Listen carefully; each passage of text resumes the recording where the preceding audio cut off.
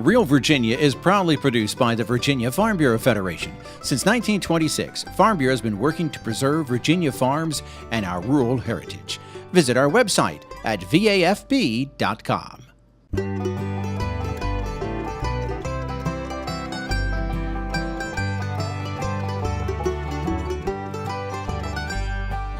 Home will always be Virginia, between the Blue Ridge and Chesapeake Bay, Atlantic to Appalachia, home in my heart always. Hello everyone and welcome to Real Virginia, a show about Virginia agriculture and the people who produce all of the wonderful products we enjoy, brought to you by the Virginia Farm Bureau. Farmers aren't the only ones who can apply for assistance to protect the environment. Daffodils are spring's first flower, and we have timely tips for better blooms. And Virginia's Ag in the Classroom Teacher of the Year is growing her efforts to reach the next generation.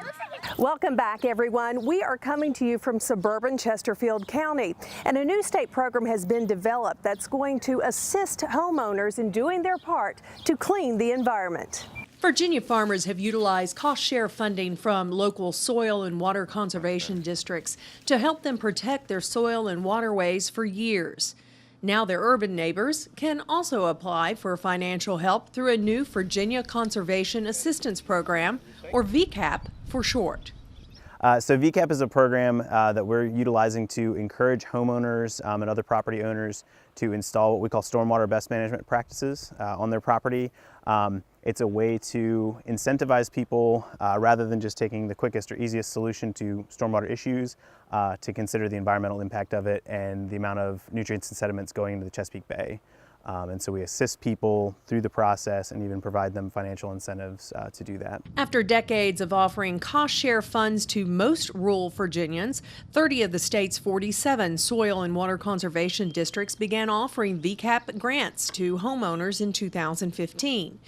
The total cost share money paid to homeowners has increased from $150,000 in early 2016 to $2 million in 2018.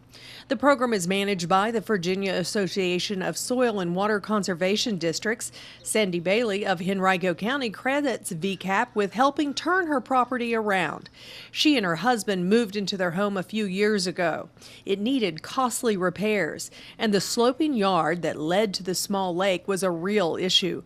Rainwater would run into the lake like a small river. Today, her lush backyard is doing the job of keeping runoff from the water source, thanks to VCAP assistance. The interesting thing is you're using the money and you know that it's doing a good thing for the world, but you really know it's doing a good thing for you because it's allowing you to tackle problems that there's no way you could afford. And then, because they help you choose the right plants, it all just fills in year to year and you don't have to throw more money in. Bailey says every year her yard has improved. Thanks to cost share assistance, she has been able to create rain gardens, build dry wells, and establish large areas of native plants.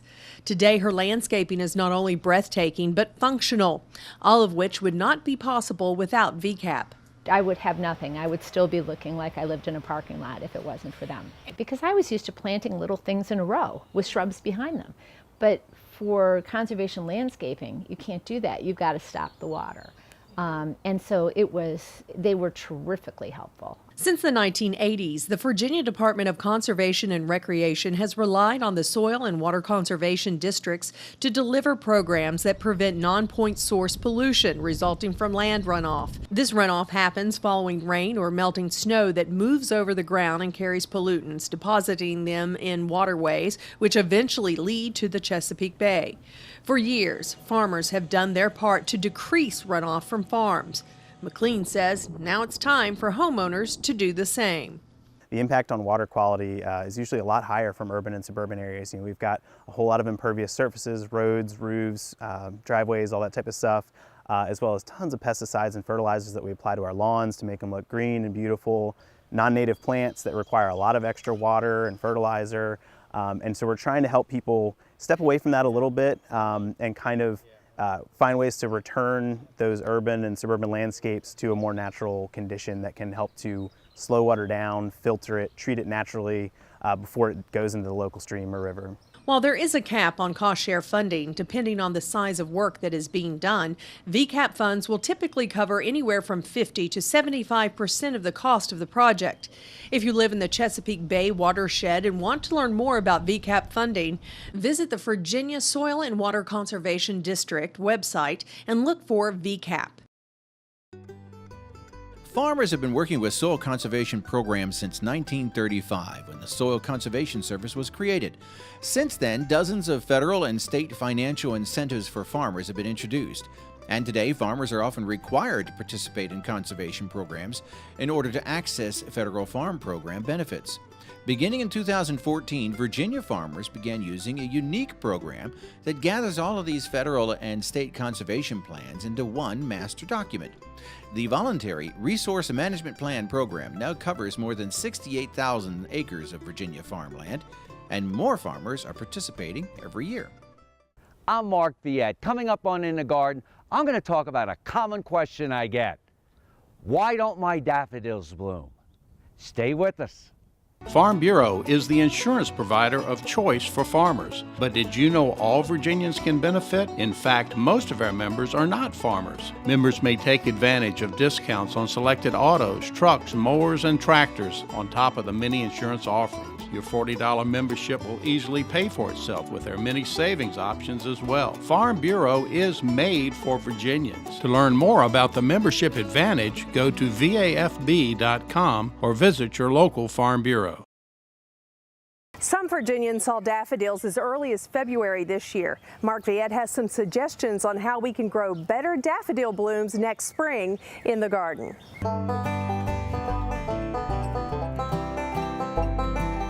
Daffodils are great garden plants. They're long-lived. They're deer-resistant. They're squirrel-proof. They're rabbit-proof. And they get bigger and better every year, or at least they're supposed to. One of the questions I get is, I planted these daffodils, they're in a bright location, bright shade or full sun, but I'm just not getting the bloom year after year. Well, there are a couple reasons that can be occurring for. One of the reasons is it could be the variety. One of the common varieties that you sometimes see available in the fall, because we plant these in the fall and they bloom in the spring, is King Alfred.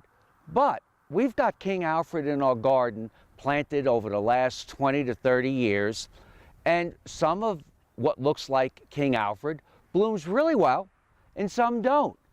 Part of the reason is different types have been substituted for King Alfred.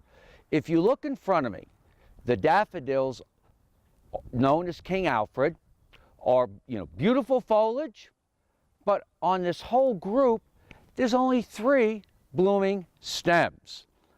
And you can find this throughout our garden in many places. The key is, when you get your daffodils or buy them in the fall, try to purchase types that bloom better year after year. Like this type here. This is not King Alfred, but it's a substitute. And look at all the blooms that you see on this clump. And this is showy like this year after year after year. So it's the type of bulb that you're planting or the variety that is critical for the success in blooming. Now, once these finish blooming, we'll leave the old foliage for 6 weeks. The foliage will sort of turn brown and yellow. In some cases, we don't remove the foliage, but in some cases, we just pull off the old foliage and discard it. It's also a great time to feed it with something like a Spoma bulb tone. That's an organic fertilizer specifically designed to help daffodils bloom better and better. I'm going to show you some other great varieties and other types and different colors that you can incorporate in your garden. This is what you want your daffodils to look like. Not only that, there are so many others that you can choose from.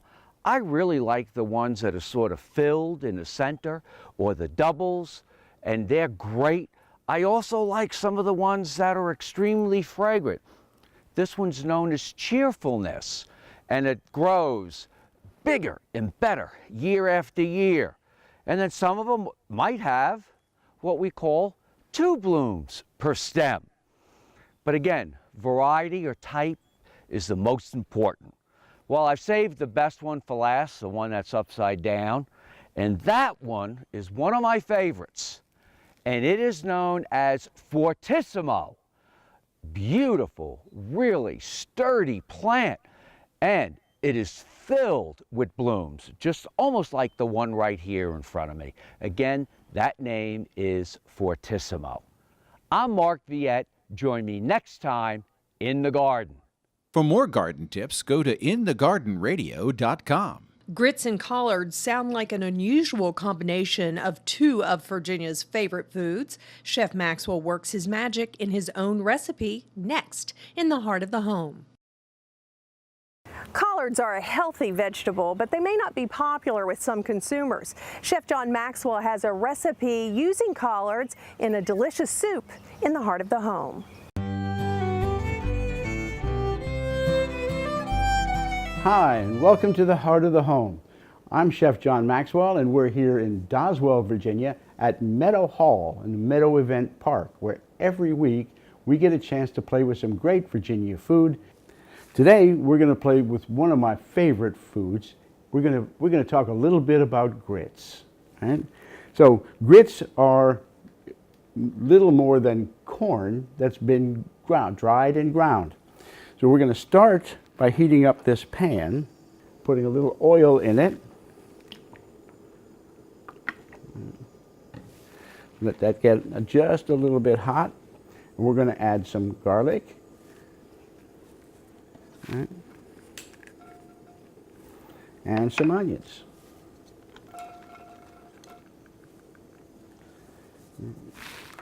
Now as that starts to sizzle, soften up. All we're going to try and do is soften up the onions now. We don't want to get any color. And I'm going to add a little bit of stock. Now you can use any stock you want to make grits, right? If you want to make this a vegetarian or vegan product, you can add vegetable stock. If you want a little bit more robust of a flavor, you can use chicken stock or some other stock.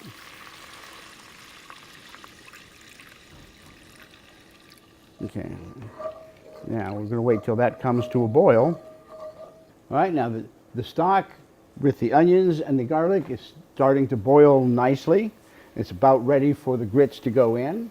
So I'm going to stream them in slowly, stirring them in so they don't clump or lump. And we need about a cup of grits for every 4 cups of stock. And it's going to take about 20 minutes for the grits to soften enough for us to do the next step.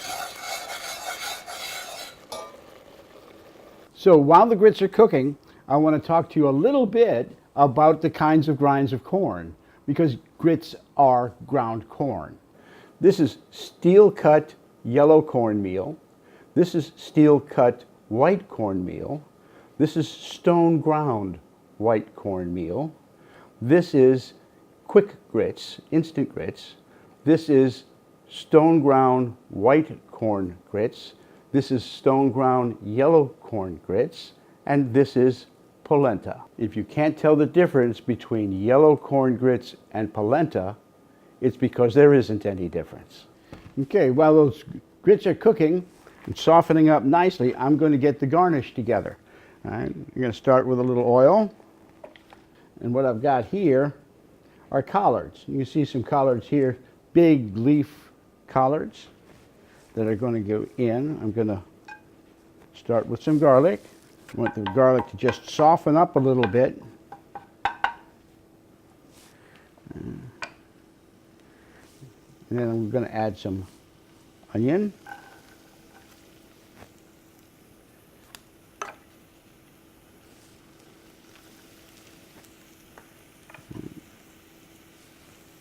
Stir that around. Again, all we're looking for it to do is soften up just a little bit. This is going to go into the grits. Going to add some good sausage. You can use pretty much any kind of sausage that you want.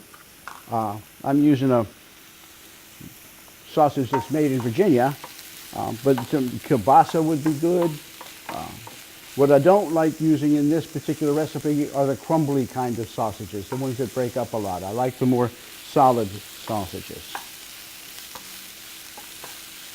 And now I'm going to add some collard greens that I cut up into a chiffonade, a thin strip.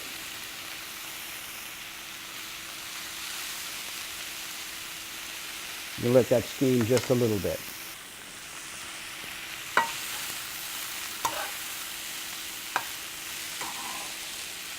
This is coming along nicely. All right, now what I'm going to do is I'm going to bring back the grits that have been cooking, right? And I'm going to combine the greens, the sausage, and the grits together. So I'll set this here.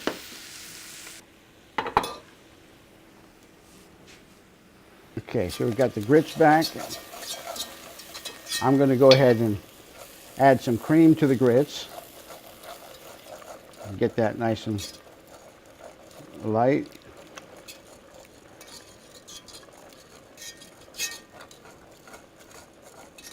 Now I'm going to add the collards and the onions and the sausage. Stir that around good. You may have to adjust the cream to make it more soup than sauce. And we'll see what's happening as it heats. Now we're going to add some whole kernel corn that's already been cooked. Could use frozen corn in this if you wanted. And the grits are thickening this up nicely. All right, this is just about there. It's got a good consistency. All the product is cooked. Add just a little bit more. You can add more or less of the stock to this to make it thicker or thinner. I like it a relatively thin soup, but this would also be a good hearty lunch if you wanted to let it cook to a porridge consistency. All right, so let's see what we've got here.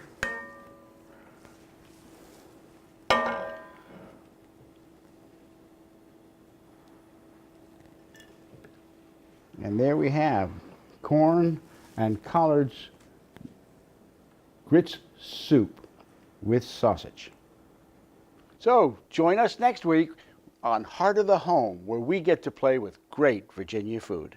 Recipes from the heart of the home can be found on the Virginia Farm Bureau website at vafb.com, as well as on Chef Maxwell's website at chefjohnmaxwell.com. Collards are a traditional staple in vegetable gardens in the southeast, including Virginia. These cold, hardy plants are a member of the brassica family, the same plant variety as broccoli and cabbage. But collard plants don't form heads, they form loose, thick leaves. Many gardeners plant collards very early in the spring, and they are among the first vegetables harvested from the garden. They will wilt in hot weather, but some growers also plant them in August to harvest late in the fall. It's not uncommon for collards to thrive up to the Christmas holidays.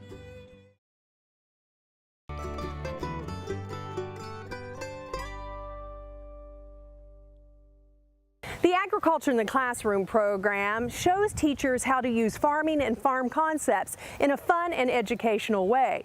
As Dave Miller reports, one Virginia educator is being honored for taking the program to the next level. Most students at Hampton Roads Academy in Newport News are involved in hands-on learning about agriculture, thanks to the leadership of Jennifer Massengill. She was named the 2018 Virginia Agriculture in the Classroom Teacher of the Year this spring, and is one of 8 National Agricultural Excellence in Teaching Award winners. Some kids never having dug in the dirt, never having seen where their food comes from. I love every child to be able to pick a fresh green bean and a fresh tomato and see it really tastes different and better when it's fresh. So the first goal was to get everybody involved. And then this past year, we realized, well, we've done that, but now they need to know what to do with that food. So we started some basic cooking skills, how to be clean in the kitchen, how not to contaminate things, and that was kind of the new thing for this year. And next year, my goal is that I want them to start learning how to give back. And we want to dedicate 1 or 2 beds to a local food pantry. Massengill students use computer tablets to document the garden's growth and plans. They start seedlings in the classroom using grow lamps, then transport them into outdoor garden beds near the athletic fields to finish the growth cycle. The scientific principles of agriculture are important, but so are the life lessons learned from growing plants. First of all, the children gain an appreciation for the process and for all that goes into gardening and to agriculture, the patience that one has to have in order to see something through, that it's not immediate. They live in a world in which a great deal of what they experience is immediate. So this is a wonderful way for us to relay to them that one needs to be patient and take care of things, nurture, in order to see the fruits, so to speak. Beans, flowering plants, and fresh strawberries are just some of the varieties these students raise, and they're not afraid to get their hands dirty. In fact, they enjoy it. Massengill's second grade class was excited to find that almost overnight their strawberry plants were full of ripe berries, and that it takes 2 hands to pick and pluck a ripe berry. It's a progressive course. Each grade goes more in depth into the technical skills needed to be a successful gardener or farmer. We study plants, we study how they grow, the different parts of them, what can affect how well they grow, things like that. In 4th grade, it's a little bit different. We look at it historically. We recreate Thomas Jefferson's first peas to the table contest. We haven't done very well with it yet, but we're working on it. The technology, because I did want to incorporate it, we focus on being able to tell our garden story. So our 3rd and 4th graders create books based on the garden. One's an alphabet book, one's a color book that's in 2 languages. And then they bring those down to our junior kindergarten and kindergarten classes and read them to them. Massengill's goal is to involve every student in the academy in the garden program. The hands-on approach to learning science and technology is popular with their families, and the Ag in the Classroom approach allows Massengill and other teachers to expand these lessons into other subjects. They have really embraced the fact and loved that we are using the garden not just in science and technology, but to inspire writing projects, to get the children involved in math and measuring, whether it's the garden beds or the proportions that are needed for, our bean poles or whatever. Everyone takes a great deal of pride in the garden, and even when the children are not involved necessarily in the garden lesson, when they go out to recess on a daily basis, I know they're running over and peeking through and taking a look at what they planted. Using agriculture examples in the classroom has become so popular, this suburban school has taken steps to expand the program. The garden beds at Hampton Roads Academy were moved last winter and prepared for spring, and a permanent water supply was installed for the growing process. All this will make it easier for Massengill and her fellow teachers to continue teaching students to take pride in the fruits of their labors and better understand the challenges Virginia farmers face. To learn more about the Virginia Ag in the Classroom program, visit agintheclass.org. In Newport News, Virginia, this is Dave Miller. That's going to do it for this edition of Real Virginia. We are so glad you could join us to help us celebrate the bounty Virginia has to offer. Whether it's in your home, your garden, or your landscape, we are proud to say that this is Real Virginia. So for everyone from the Virginia Farm Bureau, thanks for watching. Make it a good week.